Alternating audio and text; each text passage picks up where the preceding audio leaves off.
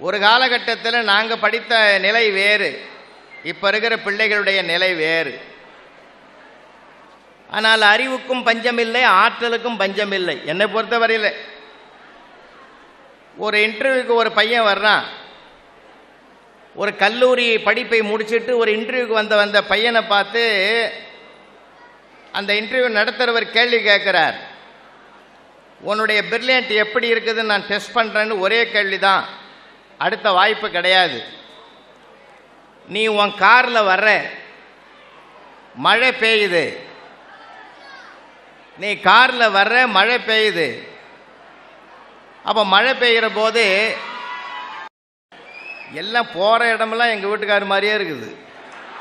அது என்ன பார்க்க மாட்டா, அவன் செவத்தை பார்த்து தான் பேசுவாள். கொஞ்சம் என்ன பாடுறா ராஜா, என்ன உன்னை பார்க்குறதா நான் வந்துக்கிறேன், நிழலை பார்க்காதடா நிஜத்தை பாடுறா ராஜா,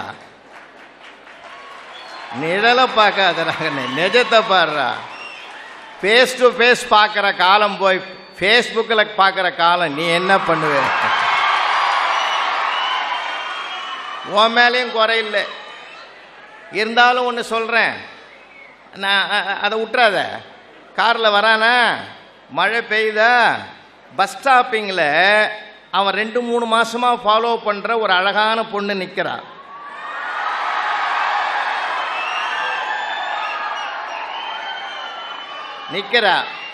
பக்கத்தில் பிரசவ வலியில் வேதனைப்படுற ஒரு பெண்ணும் நிற்கிறா. அதுக்கு பக்கத்தில் அவன் டியர் ஃப்ரெண்ட், அவன் க்ளோஸ் ஃப்ரெண்டு நிற்கிறான். இப்போ இன்டர்வியூவில் என்ன கேள்வி கேட்டார் அந்த பையனை பார்த்து, உன் காரில் ஒரே ஒரு சீட்டு தான், ஒரே ஒருத்தர் தான் உட்கார வைக்கலாம், நீ அழகான பெண்ணை உட்கார வைப்பியா, பிரசவ வலியால் துடிக்கிற பெண்ணை உட்கார வைப்பியா, உன் ஃப்ரெண்டுக்கு இடம் கொடுப்பியான்னு கேட்டார். பையன் என்ன சொல்லியிருப்பான், பிரில்லியண்ட்டாக சொன்னான் ஒரு பதில். ஆடி போயிட்டார் அவர். என் கார் சாவியை ஃப்ரெண்டுக்கிட்ட கொடுத்து பிரசவ வலியில் துடிக்கிற பொண்ணை உட்கார வச்சு இவளை ஹாஸ்பிட்டலுக்கு கூட்டி போடான்னு சொல்லிட்டு அழகான பெண்ணோடு நான் பஸ்ஸில் பயணம் பண்ணுவேன்.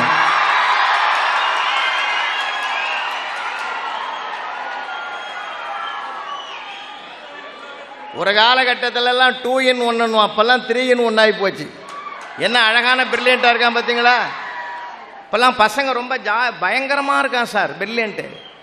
அவனுடைய அறிவுக்கும் ஆற்றலுக்கும் பஞ்சமே கிடையாது, பஞ்சமே இல்லை.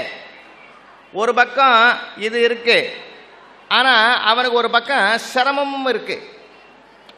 உன்னை ஞாபகம் வச்சுக்க, பெரியவங்களுக்கு சொல்கிறேன், புத்தகத்தில் தேடுவதை விட புத்திக்குள் என்ன இருக்கிறது என்று நாம் தேட ஆரம்பித்தால் சிறந்தவர்களை இன்னும் நாம் உருவாக்க முடியும். நிறைய பேர் அதை பார்க்கறதில்லை, அவனுக்கு அந்த வாய்ப்பே கொடுக்கறதில்லை. இந்த இளைஞர்கள்லாம் பார்த்து ஒன்று சொல்கிறேன், தாழ்வு மனப்பான்மை இருந்தால் தூக்கி போட்டுடுங்க ஐயா. வாழ்க்கை வாழ்வதற்காக நாம் பிறந்திருக்கிறோம். வாழ்க்கையை ரசிக்கணும், வாழணும்னு நினைக்கணும், அதுதான் நல்ல குணம். புரியுதா? உங்களுக்கு ஏற்ற மாதிரி சொல்லணும்னா இன்னொன்று சொல்கிறேன். ஒருத்தன் நீட் தேர்வில் ஃபெயில் ஆகிட்டான். நீட் தேர்வில் ஃபெயில் ஆகிட்ட உடனே அவன் வருத்தத்தில் என்ன பண்ணான், செல்ஃபோன் டவர் மேலே ஏறி உக்காந்தான். செல்ஃபோன் டவர் மேலே ஏறி உக்காந்து தற்கொலை பண்ணிக்க போகிறேன்னு விழப்போனான்.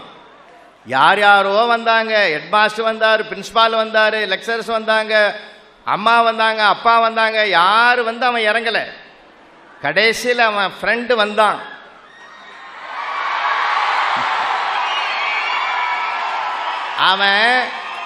அவன் என்ன சொன்னான் தெரியுமா? டேய், இந்த மாதிரி மேலே இருந்து உழுந்து சூசைட் பண்ணி தற்கொலை பண்ணிக்கினா அடுத்த ஜென்மத்தில் மறுபடியும் நீ குழந்தையா பிறந்து எல்கேஜிலேருந்து படிக்க வேணும்டா அப்படின்னு நான் பாரு. மலை மலை மலை மலைன்னு இறங்கி வந்துட்டான். போடா ஃபெயிலானாலும் பரவாயில்லைன்னு. ஏன்னா நண்பன் தான் இன்றைக்கி நம்ம கை கொடுத்து உதவுவான். ஏன்னா இன்றைக்கி அந்த காரணம் என்னன்னா, இப்போல்லாம் உறவுகள்லாம் இல்லை. உறவுகள்லாம் எங்கே இருக்குது? எங்கள் தலைமுறையோடு போச்சு. எனக்கு அண்ணன் இருந்தான், எங்கள் தம்பி இருந்தான். எங்கள் பெரியப்பாவுக்கு 16 பசங்க. நிஜமாய்யா, நான் விளையாட்டு சொல்லலை. 16 பிள்ளைங்க அவருக்கு. இத்தனைக்கு அவர் போஸ்ட் மாஸ்டர் வேறு. வெளியிலையும் டெலிவரி, உள்ளேயும் டெலிவரி. ஆமாம், அவருக்கே தெரியாது எது எங்கே இருக்குதுன்னே தெரியாது. பசங்க படுக்கும் போது மாட்டோம் பார்த்தா 16 வரிசையாக படுத்து கிடக்கும். ஆனால் அப்போல்லாம் 16 பசங்க இருக்கிற காலத்தில் சந்தோஷமாக இருந்தான் தாயும் தகப்பனும். இப்போ ஒன்று வச்சுக்கிட்ட நாங்கள் படுற பாடுகுதே. நீ சிரமப்படுறியோ இல்லையோ, நாங்கள் பட்டுங்கிறோம். என்னண்ணா உண்மை தானே. போர்வைக்குள்ளே செல்ல வச்சுக்கின்னு வெளிச்சத்தில் என்னத்தான் பார்க்குறானோ, என்ன பண்ணுறானோ. ரொம்ப கஷ்டம், ரொம்ப கஷ்டம். அதுவும் இப்போ நம்ம வந்துக்கிற காலம் இருக்குதே, கொஞ்சம் நெஞ்சம் இல்லை. சென்னையில் நடந்ததையா பொய் சொல்லலை நான். ஒரு ஸ்கூலுக்கு போகிற பையன் காணாமல் போட்டான். அவங்க அப்பா அந்த பையன் ஃபோட்டோவை வாட்ஸ்அப்பில் போட்டு விட்டார். அந்த பையன் 6 மாதம் ஸ்கூலுக்கு போக முடியல. முத நாளே கண்டுபிடிச்சாந்து விட்டான் ஒருத்தன். மறுநாள் ஸ்கூலுக்கு போனால் இன்னொருத்தன் பிடிச்சாந்து விட்றான். அவன் சொல்கிறான், நேற்றே நான் கண்டுபிடிச்சிட்டாங்க என்னன்னு. அதெல்லாம் எனக்கு தெரியாது, வாடா வீட்டுக்குன்னு. 6 மாதமாக அவனை ஸ்கூலுக்கு போக விடாமல் ஒருத்தனை ஏன் டெலிட் ஆகலை. ரொம்ப சிக்கல் ஒரு பக்கம் இருக்குது. ஆனாலும் ஒரு பக்கம் சிகரத்தை தொடுகிற வாய்ப்பு இருக்குது. ஒன்று ஞாபகம் வச்சுங்க, நீங்கள் எந்த நிலையில் இருந்தாலும் எதுவும் தாழ்ந்ததல்ல. புழுவாக இருக்கின்ற ஒன்று பார்ப்பதற்கு அருவருப்பாக இருக்கும். அதுவே பட்டாம்பூச்சியாக மாறிய பிறகுதான் அத்தனை பேருக்கும் தொடுவதற்கு ஆசை வரும் என்றால் இல்லையா? இங்கே இருக்கிற பிள்ளைகளுக்கு ஒன்றை சொல்லி நான் இவங்களை பேச விட்டுறேன். வானத்திலிருந்து ஒரு மழைத்துளி கீழே விழுகிறது என்றால் தரையில் விழுந்தால் ஆவியாகிவிடும், தண்ணீரில் விழுந்தால் கரைந்து போய்விடும், மீன் வாயில் விழுந்தால் ஜீரணமாகிவிடும், சிப்பியின் வாயில் விழுந்தால் முத்தாகி வரும் என்றால் நீங்களெல்லாம் வித்யா மந்திர் என்ற கல்விக்கூடத்தில் சிப்பியில் விழுந்த முத்துக்களாக வரப்போகிறீர்கள். அதை மட்டும் உறுதியாக வைத்துக்கொள்ளும். நீங்கள் நல்லவங்களோடு இருந்தாலே நாமளும் நல்லவங்களாயிடுவோம். ஒரு வரலாறு சொல்கிறேன். சிதம்பரத்தில் சொல்லின் செல்வர் ராப்பி சேது பிள்ளைன்னு ஐயா இருந்தாங்க. சர்க்கரை புலவர் வெங்கடசாமி நாட்டார், இவங்கெல்லாம் மிகப்பெரிய பேராசிரியர் பெருமக்கள். ஒரு பையன் ட்ரௌசர் போட்டுக்கிட்டு, ஆஃப் ட்ரௌசர் போட்டுக்கிட்டு, பனியன் போட்டுக்கிட்டு தினம் பசும்பால் கொண்டு போய் ராப்பி சேது பிள்ளை வீட்டில் கொடுப்பான். அந்த பையனுக்கு பேர் அரங்கநாதன்னு பேர். அந்த ராப்பி சேது பிள்ளை பேராசிரியர் என்ன பண்ணார், அந்த பையனுக்கு, அடே கண்ணா, நீ தினம் பால் கொண்டு வர்றல்ல, ஒவ்வொரு நாளும் ஒரு திருக்குறளை மனப்பாடம் பண்ணி வந்து சொல்லு, காலனா பரிசு கொடுக்குறேன்னார். 1330 குறளையும் தினம் ஒரு குறளாக ஒப்பித்து 1330 காலனாவை சொல்லின் செல்வர் ராப்பி சேது பிள்ளை அவரிடத்தில் பெற்றான் அந்த அரங்கநாதன். அந்த பிள்ளைதான் பிற்காலத்தில் குன்றக்குடி அடிகளார் என்கிற மிகப்பெரிய பெருமையை தொட்டவராக விளங்கினார். அதனால் நிறைய பிள்ளைகள், அதுவும் தாய்மார்கள்லாம் நிறையா இருக்காங்க. பிரம்மாண்டமான இது. இந்த கூட்டத்தை எப்படி தான் கூட்டினாங்கன்னு எனக்கு தெரியல. ரொம்ப ஆச்சரியமாக இருக்குது உண்மையிலே. இதெல்லாம் சொல்லுவாங்கள்ல, தானா சேர்ந்த கூட்டம்னு.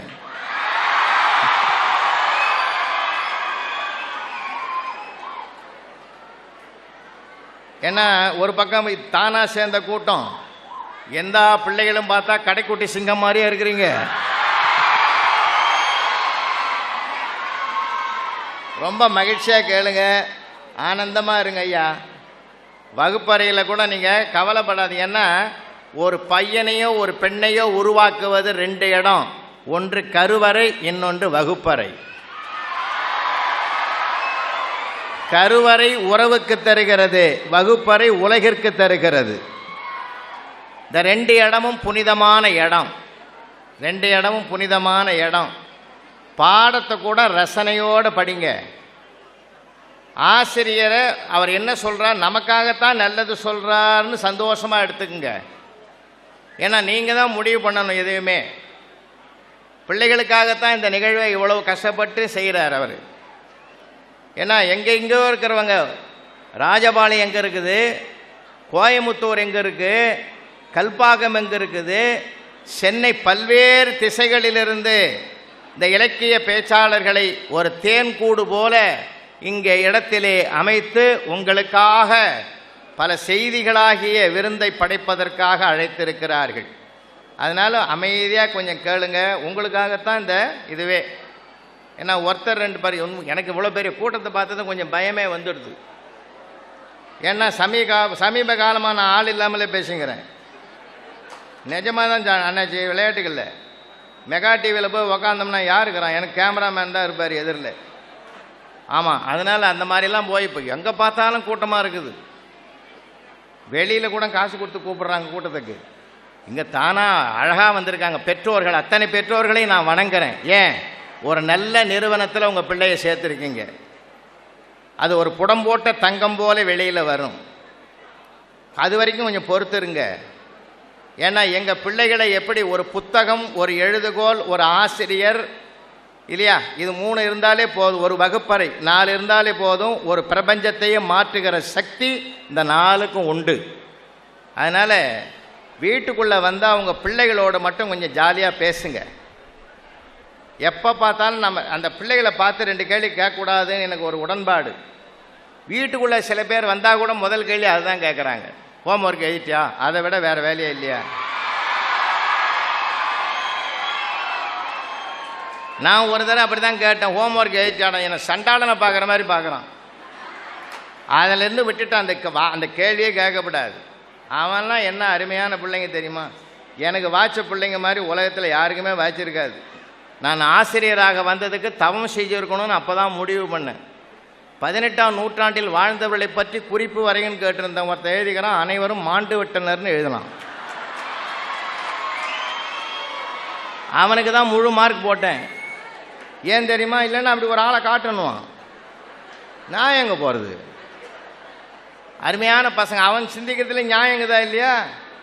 எட்டயபுரத்தில் பிறந்தவரை பற்றி எழுதுகின்ற ஒருத்தன் எழுதிக்கிறான், எட்டயபுரத்தில் யாரோ பிறந்திருப்பார்கள், நீ யாரை பற்றி கேட்கிறாயின்னு கேட்டிருந்தான். என்ன நான் கற்றுக் கொடுத்ததை விட அவங்ககிட்ட கற்றுக்கிட்டது ஏராளம்.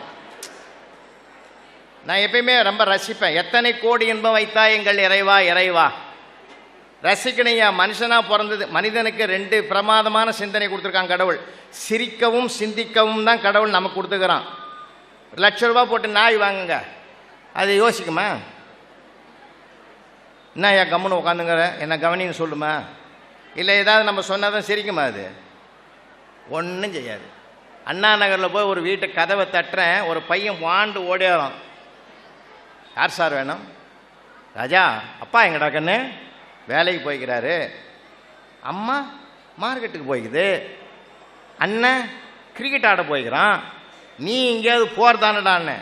இப்போ நான் கூட என் ஃப்ரெண்டு வீட்டில் தாங்கிறேன்னா. இப்போ நான் தான் வீடு மாறி வந்துட்டேன்றதை பிள்ளை என்ன அழகாக சொல்கிறான் ஐயா. அவனை கட்டி பிடிச்சிக்கணையா, ராஜா என் கண்ணுன்னு. இன்னொரு வீட்டில் போகிறேன், அந்த மாதிரி தான் இடம் தெரியாது. போயிட்டு அப்பா எங்கடாண்ணே, என்ன விஷயம்? என்ன விஷயம்? பணம் தரணுண்டா ராஜா. நீங்களா அவரா? நான் தான் தரணுன்னு வச்சுக்கேன், என்கிட்ட கொடுங்க, நான் கொடுத்துட்றேன். அப்பா தரணும்னா வெளியூர் போயிருக்காரு, எப்போ வருவான்னு தெரியாது. என்ன அழகாக பேசுகிறேன். எல்லாத்தையுமே ரசிக்கணையா. ரசிப்பதற்குத்தான் கடவுள் நமக்கு நிறைய ஞானத்தை கொடுத்துருக்கிறான். நீங்கள் ரசிக்க ரசிக்க உங்கள் ஆயுள் கூடிக்கொண்டே வரும், நோய் வரவே வராது. எப்போ பார்த்தாலும் இதில் இந்த தப்பு இருக்குது, அந்த அதில் தப்பு இருக்குது, நீ சரியில்லை நான் சரியில்லை, தூக்கி குப்பையில் போடுங்க. அது எல்லாரையும் ரசிக்கணும். பஸ்ஸில் பயணம் பண்ணுறீங்களா, ரசிங்க. பார்க்குறது, ஒரு மலையை பார்க்குறீங்களா, ரசிங்க. அந்த ரசனையே குறைஞ்சி போச்சு. அதனால் சொல்கிறேன், ரொம்ப அருமையான கூட்டம், பெருங்கூட்டம். நான் ஏன் முன்னுரை பேசுகிறேன்னா, இந்த பிள்ளைகளுக்கு ஒரு களத்தை அமைச்சு எல்லாமே வீராங்கனையாக பேசக்கூடியவங்க. உங்கள் அனுமதியோடு இந்த நிகழ்ச்சியை நான் தொடங்குகிறேன். நான் முடிவுரையில் தீர்ப்பில் சில செய்திகள் சொல்கிறதுக்கு நான் தயாராக இருக்கேன். ஏன்னா நமக்கு வந்து நம்பிக்கை அவநம்பிக்கை ரெண்டு இருக்குது. மனிதனாக பிறந்தவனுக்கு நம்பிக்கை என்றைக்கும் இருக்கணும். ஏன்னா ஊட்டி மலை மேலே கூட பஸ்ஸு போகுது, சாயந்தரம் இருட்டுற நேரம் 6:30 மணி இருக்கும். பஸ்ஸில் ஒருத்தன் டிரைவர் சீட்டுக்கு பின்னாடி புலம்புறான், கொண்டாடி சரியில்லை, பிள்ளை சரியில்லை, ஊர் சரியில்லை, உலகம் சரியில்லை. டிரைவர் டென்ஷன் ஆகிட்டான். ஏய் வாய மூடு, நானே டென்ஷனில் இருக்கிறேன், சும்மா புலம்பிங்கன்னு வேறு. ஏன் கண்டக்டர் அவனுக்கு இடத்த மாற்றி உட்கார வை, புலம்பிங்கன்னு இருக்கிறான். அண்ணா சரியில்லைண்ணா எதுவுமே. அப்படி தான்டா இருக்கும். நம்புடா, நானும் நம்பி தானே பார்க்குறேன், எதுவும் மாறலண்ணே. எதை வச்சுன்னே சொல்கிறேன் நான் டிரைவரை. இப்போ எனக்கு உண்டா 2 கண்ணும் தெரியல, இந்த பஸ்ஸு போகணும் நான் நம்பலை, நம்புடான்னா. வாழ்க்கையிலே 1000 இருக்குதா, எல்லாத்தையும் ரசிங்க. எப்போ பார்த்தாலும் நம்ம வந்து ஒரு முரட்டத்தனமாகவே இருக்கிறான் நிறைய பேர். நான் ஒரு இளைஞன்கிட்ட ரொம்ப நேரம் பேசி வரேன் சார், அவனுக்கு ரியாக்ஷனே காணும். அப்போ தான் ஹெட்ஃபோன் வச்சுங்கிறான்றது எனக்கு அப்புறம் தான் தெரியும். அவன் காதையே அடைச்சிட்டான். அதனால் வாழ்க்கையில் பல சிக்கல்கள் இருந்தாலும் இங்கே சிகரத்தை நோக்கிய பயணம்தான் இன்றைக்கு இருக்கிறது என்பது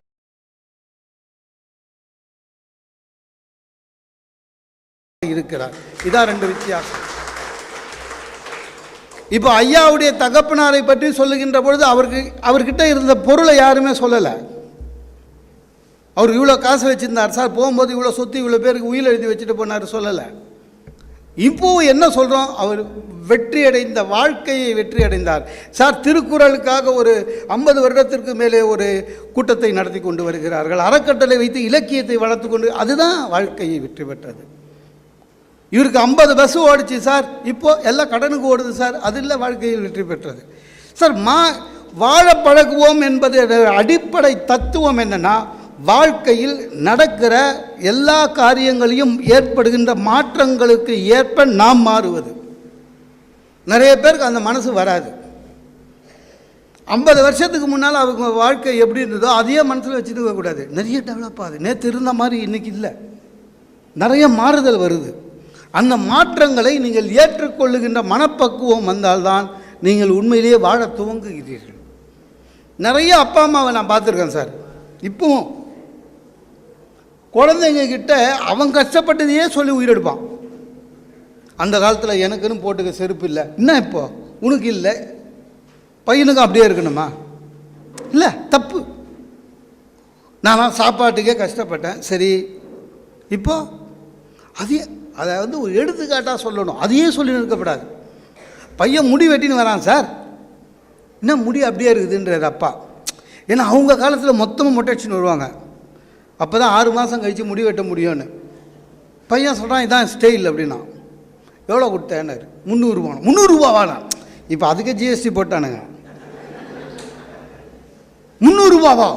நீ அந்த இது நேஷ்னல் சலூன் போகிறதானே அப்படின்னாரு. என்னது நேஷ்னல் சலூன்றது? தெருமுனையில் சார் 1942 ஆரம்பித்த ஒரு சலூன் கடை.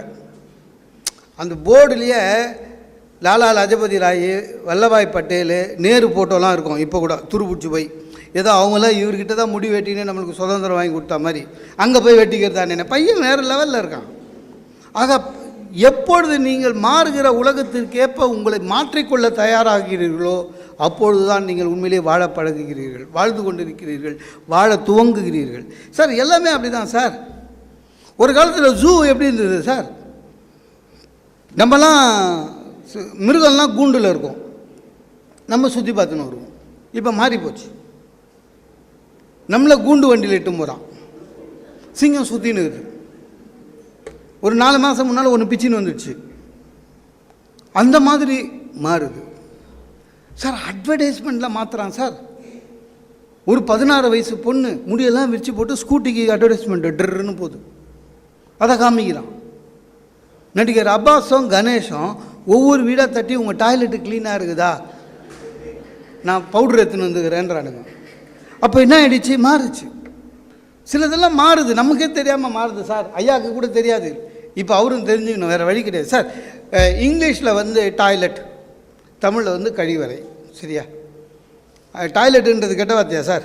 அதுவும் நல்ல இங்கிலீஷ் தானே, அதுதானே நம்ம இவ்வளோ வருஷமாக யூஸ் பண்ணியிருந்தோம். அந்த இங்கிலீஷே பேசுகிற ஒரு கும்பல் இருக்குது சார் நாட்டில். அவனுங்க என்ன பண்ணிட்டானுங்க, நம்மளுக்கெல்லாம் சொல்லாமல் டாய்லெட்டுக்கு ரெஸ்ட் ரூம்னு பேர் மாற்றிட்டான். ஏதோ நம்ம வெளி உலகத்துக்கு போகிறோம் வரோம் கற்றுக்கணும். எனக்கு ஒரு ஜிஎம் இருக்கார், ஜெனரல் மேனேஜர். அவர் எப்படின்னா அவருக்கு வயசு 87, இன்னும் ஜெனரல் மேனேஜர். ஏன்னா is the first staff in our institution. எங்கள் இன்ஸ்டியூஷனில் அவர் தான் ஃபஸ்ட்டு ஸ்டாஃபு. அதனால் அவருக்கு வந்து ஒரு கௌரவம் கொடுத்தாங்க. Till his death he can be a general manager. ஆனால் ஆக்டிவாக இருப்பார். அவர் அன்றைக்கி வராரு, அவருக்கு இது தெரியாது எது ரெஸ்ட் ரூம்னு மாற்றிருந்து.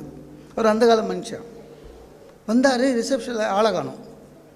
எங்கே அந்த பொண்ணு அப்படின்னாரு. டெலிஃபோன் ஆப்ரேட்டர் சொல்லி கான் டு ரெஸ்ட் ரூம் சார்ந்துச்சு. 9:45 என்ன ரெஸ்ட்டுன்னு உள்ளே போய் சஸ்பெண்ட் பண்ணிட்டான். அப்புறம் நான் உள்ளே போனேன். சார் என்ன சார் என்ன காலங்காலம் ரெஸ்ட்டுன்னு. இல்லை சார் ரெஸ்ட் ரூம்னா டாய்லெட்டாம் அப்படின்னு. யார் சொன்னது? அவங்க தான் சார் சொல்கிறாங்கன்னு. அவர் கேட்டார், என்னடா இங்கிலீஷ் இது அப்படின்னாரு. இல்லை சார் இப்போ எல்லோரும் அதான் சொல்லிக்கிறாங்கன்னு.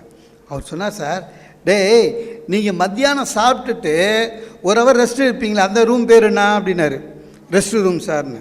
என்னடா இங்கிலீஷு? சாப்பிட்ற இடத்துக்கும் ரெஸ்ட் ரூம்ன்றீங்க, போகிற இடத்துக்கும் ரெஸ்ட் ரூம்ன்றீங்க. தெரில சார், எல்லோரும் சொல்கிறாங்க, நானும் சொல்கிறேன் சார். நம்ம மாறணுங்க. ஆனால் சில வாட்டி மாறுறோம், சில வாட்டி மாற மாட்டோம். அதான் பிரச்சனை சார். சித்திரை 1 தானே நம்மளுக்கு புத்தாண்டு இருந்தது, உண்டா? எத்தனை வருஷமாக போயின்னு வந்தோம். திடீர்னு ஆட்சி மாறிச்சா? இல்லை. தை 1 தான். நம்ம எதாவது சொன்னோமா? இல்லை. சரிங்க ஒன்று. அப்புறம் மறுபடியும் ஆட்சி மாறிச்சா? இல்லை. சித்திரை 1 நம்ம எதாவது சொன்னோமா? சரிங்க ஒன்று. நாளைக்கு ஏதாவது ஆகி டிசம்பர் 12ஆம் தேதி தான் புத்தாண்டுன்னு சொல்லட்டுமே, நம்ம எதாவது சொல்ல போகிறோமா? இல்லை. சரிங்க ஒன்று. நமக்கு என்ன சார், நமக்கு தேவை ஒரு நாள் லீவு. அன்றைக்கி சாயங்காலம் சினிமா இப்போ டிவியில் புது படம் முடிஞ்சு போச்சு. அப்படி தானே சார்? சார் உலகத்திலே நம்மளை மாதிரி மாற்றி அமைச்சு அதுலேயே சந்தோஷமாக இருக்கிறவன் எவனுமே கிடையாது சார். எது? ஆமாம் சார். அதாவது நல்லவனுக்கு அர்த்தத்தை நம்மளே மாற்றிருக்கோம், பார்த்துக்கிறீங்களா? நம்மளே எத்தனை பேர் சொல்கிறோம். அந்த ஆஃபீஸில் சார் ஏ செக்ஷனில் ஃபஸ்ட்டு கோயநகர் நம்பர் கிளர்க்கு நல்லவன். எப்படி சார்? ரொம்ப நல்லவன் சார். கை நீட்டி காசு வாங்கிட்டா வேலை முடிச்சு கொடுத்துருவான் சார் அப்படின்றான். அப்போ நல்லவனுக்கு அர்த்தம் அதுதான். பக்கத்தில் இருக்கிறவன் சொல்கிறான், நீங்கள் என்னங்க நீங்கள் அவனை விடுங்க, அடுத்த ஆள் இருக்கான் பாரு, அவன் இன்னும் நல்லவன் சார்னா. எப்படின்னா இல்லைன்னா காசை திருப்பி கொடுத்துட்றான் சார் அப்படின்றான். அப்போ என்ன ஆயிடுச்சு, நல்லவனுக்கு அர்த்தத்தை மாற்றிடுவான் சார். ஒன்றும் இல்லை, எப்படி மாற்றம் நிகழ்ந்தது என்று தெரியாமலே சில மாற்றங்கள் நிகழ்கிறது. நமக்கும் அதை ஒத்துக்கிறோம், சிலதெல்லாம் ஒத்துக்கணும் சார். ஒரு 20 வருஷத்துக்கு முன்னாடி காருக்கு ஓனரு பின்னால் உட்காந்துருந்தோம். சரியா? காருக்கு ஓனர் பின்னால் உட்காருவோம். எம்டியோடைய பிஏ வந்து டிரைவருக்கு பக்கத்தில் உட்காருவாங்க. அப்படி தானே இருந்தது. உங்களுக்கு ஞாபகம் இருக்கா? அது எப்படி படிப்படியாக மாறி மாறி மாறி இப்போ ஓனர் டிரைவர் பக்கத்தில் பத்திரமா உட்காந்துக்கிறான். சரியா? பிஏ பின்னால் கால் மேலே கால் போட்டு உட்காந்து. இல்லை, இது பெரிய முதலாளிகள்லேருந்து அமைச்சர்கள்லேருந்து எல்லாருமே அப்படி தான் இருக்கும். எப்படி மாறுச்சுன்னு தெரில, ஆனால் நம்மளை மாற்றிக்கணும். அந்த மாதிரி மாறுதலுக்கு வரும் சார். கல்யாணம் நம்ம தமிழ் திருமணங்கள் எப்படிலாம் நடந்தது சார்? 5 நாள் நடந்ததா 40 வருஷம் முன்னாடி. அப்புறம் அது 3 நாள் ஆச்சா? அப்புறம் 2 நாள் ஆச்சா? இப்போ 24 hours சார். கல்யாணத்துக்கு இன்விடேஷனே ரிசப்ஷனுக்கு தான் வைக்கிறான். அவன் கல்யாணம் பண்ணுறானா இல்லையான்னு தெரியல. கல்யாண மண்டபம் சிஸ்டம்லாம் மாறி போச்சு. அங்கே உள்ளே போனால் அதுவும் இல்லை சார், மெட்ராஸ் மாதிரி ஒரு பெரிய மெட்ரோபாலிட்டன் சிட்டியிலலாம் என்ன ஆகிடுச்சு, மண்டபங்கள் வந்து ஒன்று மிக பெருசாக இருக்குது, இல்லைன்னா ரொம்ப குட்டியாக இருக்கும். 15 லட்சம் ரூபா ஒரு நாள் வாடகை, ஃபுல் ஏசி, சாப்பாடு ஹால் ஏசி, பாத்ரூம் ஏசி, எல்லாம் ஏசி. 15 லட்சம் ரூபா. மிடில் கிளாஸ் பீப்புளுக்கெல்லாம் அது மொத்த அவன் கல்யாண செலவே அவ்வளோதான் மொத்தமாக. அவன் அங்கே போக மாட்டான். அதுக்காகவே புறநகரில் தாம்பரம், புறநகரில் சில மண்டபங்கள் இருக்குது. நம்ம சொந்தக்காரன் எல்லாருமே அந்த மாதிரி இது தானே புறநகரில் வைக்கிறான் சார். சென்னையிலேருந்து அந்த பக்கம் போனோன்னா நீங்கள் எலக்ட்ரிக் ட்ரெயின் ஏறி நொந்து நூலாக போய் இறங்குனீங்கன்னா அவனுடைய கல்யாண மண்டபம் போகிறதுக்கு ஒரு ஷேர் ஆட்டோ பிடிக்கணும். சரியா? இங்கே ஷேர் ஆட்டோ இருக்கான்னு தெரியல, ஆனால் ஷேர் ஆட்டோன்னு ஒன்று கண்டுபிடிச்சவன் பாரு, அவனுக்கு நோபல் பிரைஸு தரணும் சார். அது ஒரு ஸ்ட்ரக்சர் கிடையாது, ஒரு பாடி கிடையாது, ஒரு ரிஜிஸ்ட்ரேஷன் நம்பர் கிடையாது, ஒரு சைஸ் இருக்காது. ஒன்று இவ்வளோ பெருசு இருக்கும், ஒன்று இவ்வளோ இருக்கும். உள்ளே பார்த்தீங்கன்னா நவராத்திரி கோல் மாதிரி படிக்கட்டு வச்சுக்கிறான் சார். உள்ளே லுங்கி கட்டின டிரைவர் வேறு இருக்கிறான். அதில் ஏறி உட்காந்தா யார் மண்டியில் யார் உட்காடுறாங்கன்னே தெரியல. அப்படியே போயின்னு வேண்டியது தான். 4 நாள் நீங்கள் தொடர்ந்து ஷேர் ஆட்டோவில் போகிறத எவனாவது பார்த்தோன்னா பொண்ணு கொடுக்க மாட்டான், சந்தேகப்படுவான். அந்த மாதிரி ஒரு ஷேர் ஆட்டோவில் போய் நொந்து நூலாக போய் மண்டபத்துக்கு உள்ளே நுழைஞ்சா, ஒரு காலத்தில் என்ன இருந்ததுங்க, கல்யாண மண்டபம் வாசலில் சார் பொண்ணுக்கு அப்பாவும் பிள்ளைக்கு அப்பாவும் வாசல்லே நிற்பான். வாங்க வணக்கம், வீட்டில் கூட்டின்னு வரலையா, போங்க டிஃபன் சாப்பிடுங்க, ஆச்சா போச்சான்னு எதாவது சொல்லுவானு. இப்போ யாருமே இருக்கிறது இல்லைங்க. மண்டபம் வெளியில் வணக்கம் சொல்கிறதுக்கு ஒரு பொம்மை வச்சுருக்கான், அது வணக்கம் வணக்கம் சார். பன்னீர் சொம்பு சந்தனம் இதெல்லாம் வச்சு ஒரு டீனேஜில் இருக்கிற பொம்பளை பிள்ளைங்களை, அழகாக இருக்கிற பொம்பளைங்களை பட்டு பாவாடை தாவணி கட்டி முதல்ல நிற்க வச்சு அதெல்லாம் இல்லை. அதுவும் போயிடுச்சு. என்ன உள்ளே போகும்போதுங்க முதல்ல பொம்மை வணக்கம் சொல்லுதுங்க. அடுத்தது பார்த்திங்கன்னா ஒரு பூதம் மாதிரி ஒன்று நிற்குது, அது பன்னீர் அடிக்குது. அது நம்ம போகும்போது பார்த்திங்கன்னா புஷ்ஷுன்னு அடித்து ஏற்கனவே நம்ம வேர்வையோடு வரோம். அந்த பன்னீர் மட்டமான பன்னீர் அதை அடித்து வெள்ளை சட்டெல்லாம் நனைஞ்சி ஒரு விதமான ஒரு புதுமையான ஒரு நாத்தத்தோடையே உள்ளே போகும். உள்ளே போனால் நம்மளை வான்னு சொல்கிறதுக்கு ஒரு நாதி இருக்காது. ஆமாங்க, ஒரு நாதி கிடையாது. என்ன பண்ணுவானுங்க, நம்மளை வலுக்கட்டாயமாக கிஃப்ட் கொடுக்குற க்யூவில் நிற்க வச்சுருவானுங்க. அதை மட்டும் சரியாக செய்கிறானுங்க சார்.